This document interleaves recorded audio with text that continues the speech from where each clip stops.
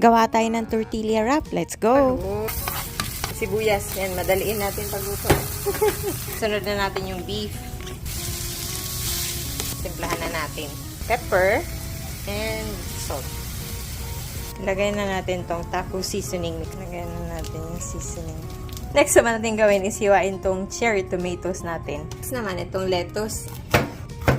Lagay na natin yung cheese. Wow! Lagay na natin tong beef na niluto natin kanina. Tomatoes.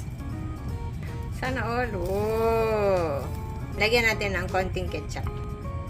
Oh! And mayonnaise. Okay. And fold na natin. Mainit.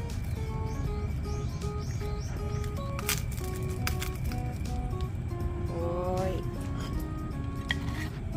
Tiyanin. Tortilla wrap natin.